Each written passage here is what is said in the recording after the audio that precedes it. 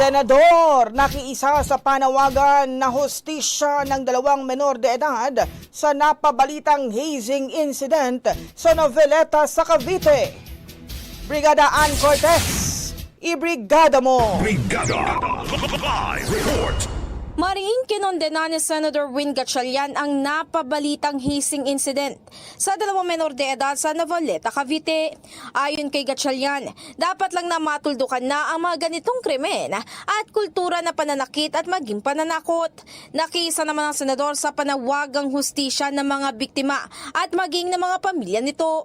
Maaalala na aresto na kamakailan ang 10 individual na hinihinalang may sala sa likod ng fraternity hazing incident.